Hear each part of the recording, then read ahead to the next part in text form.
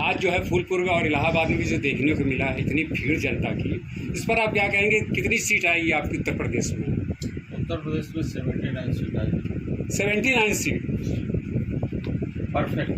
India total 80 seat ही है उत्तर प्रदेश में। 79 मैं कह रहा हूँ। 79 एक भाजपा के उसके खाते में जाएगी। वो भी प्रयास हो रहा है कि इंडिया अलायंस के खाते में आ जाए।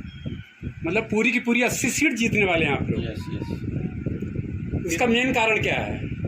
उसका मेन कारण है कि संविधान विरोधी सरकार है, किसान विरोधी, नौजवान विरोधी, महिला विरोधी, और संविधान को जो खतरा पैदा कर दिया है ये सरकारों ने जो अपने आप को डबल इंजन की सरकार मानती है। जनता ने एक्सेप्ट कर लिया है कि पहले हम बड़ा इंजन फोड़ देंगे फिर दूसरा इंजन फोड़ने नहीं लगेगा। जैसा कि ये प्रधानमंत्री जो है लगातार जो है ये कह रहे हैं कि इंडिया की सरकार आएगी तो ये लोग जो है मुसलमानों को जो है आरक्षण देंगे और मुसलमानों को जो है हिंदुओं की संपत्ति सब देंगे। इस पे क्या सच्चाई है? ये पार्टी बाबा साहब डॉक्टर अम्बेडकर के विचारों और डॉक्टर लोहिया के समाजवाद के विचारों से चल रही है, और भारतीय संविधान में लिखित रूप से है कि इस देश में जिसकी जितनी संख्या है उसके हिसाब से उसकी भागीदारी मिली। वही लड़ाई इंडिया अलायंस के, राहुल गांधी के और समाजवादी पार्टी के प्रमुख सामाजिक न्याय के पैरोकार अखिलेश यादव जी लड़ रहे हैं। तो झूठे लोग हैं। जैसा कि अभी ये कहा जा रहा है कि आप इंडिया की सरकार आने के बाद जो है जातिगत जनगणना होगी, तो क्या जातिगत जनगणना के हिसाब से जो है सबको आरक्षण मिलेगा?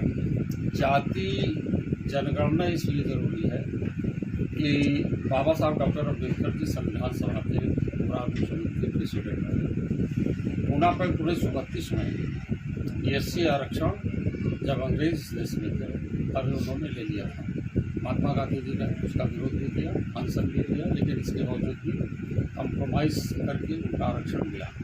और संविधान सभा में 1946 और 49 के बीच में तमाम बैठकें हुई संविधान सभा की, और उसमें बाबा साहब ने संविधान सभा के सामने कमेटी के लोगों से कहा इस देश में कुछ ऐसी कौमें हैं न तो वो अगड़ी हैं और न तो एससी हैं, वो मिडिल क्लास की जातियाँ हैं, उनको भी आरक्षण चाहिए। और आरक्षण इसलिए ज़रूरी है उनके लिए क्योंकि वो शैक्षिक रूप से, सामाजिक रूप से और आर्थिक रूप से कमज़ोर है। और संविधान सभा के लोगों ने यह कह करके कर दिया कि देश आज़ाद हो गया है और आज़ादी के बाद जाति जनगणना हो जाएगी तो सभी जातियों की उनकी संख्या के आधार पर आरक्षण मिल जाएगा।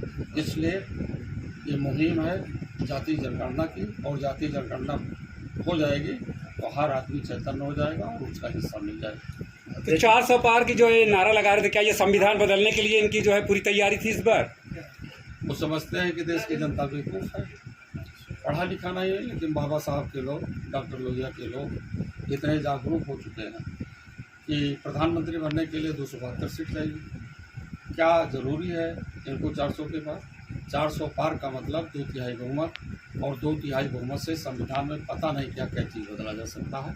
इसलिए किसान, नौजवान, मजदूर सब चैतन्य हो चुका है। और पिछला इतिहास ये मत समझे कि यहाँ का ये पिछड़ा दलित माइनॉरिटीज़ बेवकूफ़ है। अब बेवकूफ़ बनाने का चक्कर छोड़ दे। अब देश की जनता 10 साल शासन इनकी चलवा दिया है, इनके झांसे में आ गया था, लेकिन अब इनके झांसे में आने वाला नहीं। 4 जून को जो इंडिया की गठबंधन सरकार बन रही है 100%। पूरे भारत में जो है भाजपा की कितनी सीट आएगी इंडिया गठबंधन में? 100 के नीचे है। 100 के नीचे? 100 के नीचे। डबल डिजिट में रहेंगे, 3 डिजिट में नहीं होगी। देश की जनता बड़ा इंजन फर्स्ट करने जा रही है और छोटा इंजन फर्स्ट करने में देर नहीं लगेगा। 100 के नीचे इनकी सीटें रहेंगी। ओके सर, हमारे चैनल से बात करेंगे, आप लोगों को बताएंगे।